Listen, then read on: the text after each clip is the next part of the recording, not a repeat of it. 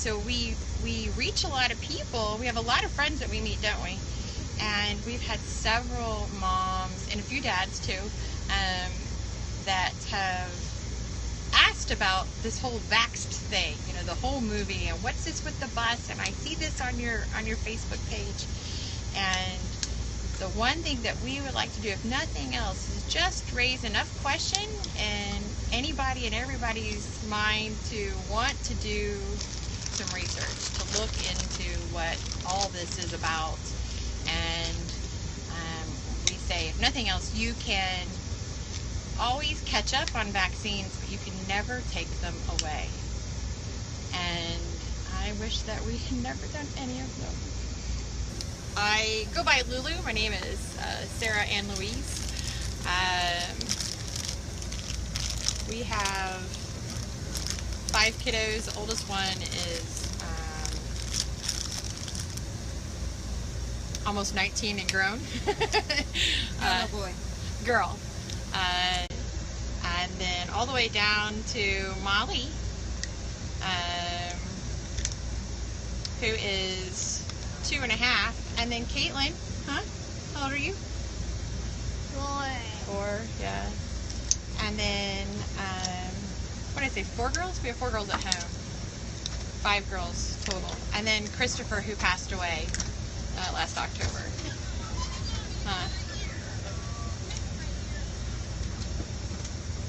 Caitlin, what are you eating? What is that? Why are you eating carrots? Because you're hungry. Is there something you can't eat? What can't you eat? Can you tell me? Can you eat donuts? No. No. Why can't you eat donuts? Huh? Huh? Does it have gluten? Yeah. We can't eat gluten, can we? Why can't you eat gluten? Can you tell me? Can you tell Miss Potley why you can't eat gluten? You have celiac disease, don't you? And it hurts your tummy really, really bad, huh? Yeah. All right, no, let's go back. Because Sure. so you've got 5 girls. Yeah, we've got five girls, and then my stepson who passed away, like I said, last October. Is that what we're going to be talking about now? I'm sorry? Which is the story that you would like to tell? Everyone's absolutely intrigued. Sure. First of all, you've got 5 girls. Right. Good luck with that. Well, 3 of our kiddos are vaccine injured for different variations. Our oldest is ADHD, ADD, and she's got other mental disabilities as well. And do you believe that's from vaccines? Absolutely. Right. Absolutely. So describe to us, let's talk about her first of all. Describe to us when you think that vaccines injured your daughter. Well, actually it wasn't really until the last 2 years, just looking back, going, oh wait, that makes sense. Just learning more about it. We always knew with Christopher, who would be almost 11, that there was something not right, because he was a fine little boy, and then after his 18-month set of vaccines, MMR was included in that among several others, he changed. But he changed pretty drastically. And as we learned more, we learned more about food and different things with him. And then, did he live with you?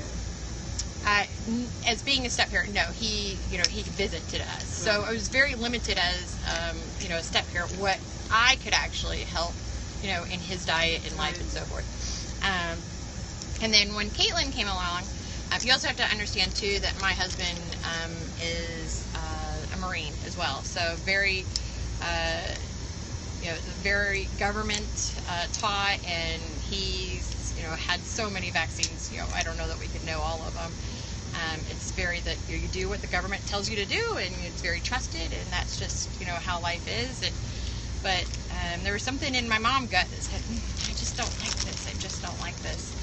And So we were delaying vaccines with Caitlin just a little bit, just because I was kind of arguing it, but you know, it's that spousal conversation of, well, no, we need to do this because this is what you're supposed to do, and this is what the doctors are saying, and you know, we've had this pediatrician for 10 years, you know, we trust these people, obviously, and Caitlin got sick in the doctor's office after her MMR.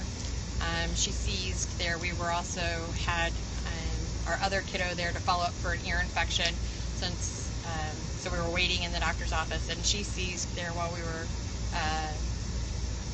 at the office already, and their pediatrician's office was in a hospital, and this was in St. Louis when we lived in Missouri.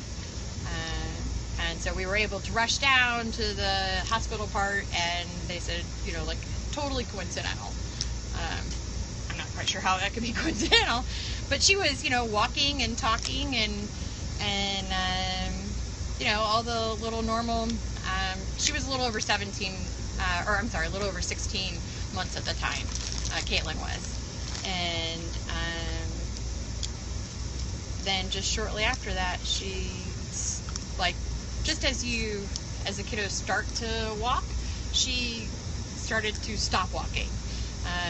She would sit down more. She would crawl more. She started dragging a leg. She went back to, you know, couch walking, you know, and regressing. She started hitting things in general. She started hitting her head on things, furniture, walls. Like, she couldn't get enough. And spinning was turned into a really big thing for her. She was a huge spinner. We did try to help her turn that into jumping, and she still jumps today. She loves to jump on her trampolines, don't you? We have 2 trampolines, don't we, out at the farm? And we like to jump on the trampoline, don't we? Because she still has a lot of sensory processing issues. But that helps her, you know, calming her body and regrouping and whatnot. But it was all that forced us, living that every day, forced us to demand for more answers and question things and whatnot. And then that's when we found out that shortly after that Caitlin was celiac. And then as we were learning more about food and about the toxins that are in the vaccines, is when we started piecing together, oh, wait a second, our 16-year-old has, you know, these things, like, and gee, that makes a lot of sense. You know, just putting all the pieces together, always scratching your head going, this doesn't make sense. And, you know, and then that parental guilt of, you know, wish I would have known, you know, or even the detoxing levels, or, you know, those kind of things. Because with our oldest, we did nothing with her, and did nothing with Christopher either. So what happened to Christopher? Christopher passed away in a house fire last October. Really unrelated to vaccines, but that's tragic. Yeah, it is super tragic. Do you want to see should we show him a picture? Show her a picture of Christopher? Huh? Is that your brother? Yeah. Yeah. See, there's a picture of him. What a beautiful boy. Looks just like you, doesn't he? Really and truly, yeah. You can see the light. Beautiful. I'm so sorry And this happened. we have a picture on our wall too. Yeah, we do. We have that picture on our wall, don't we? On our shelf. On the shelf in the hallway. Yeah, is that a Bubba? Yeah. Have you signed the bus? Yes, we did. We signed the bus a little bit ago, didn't we? Yeah.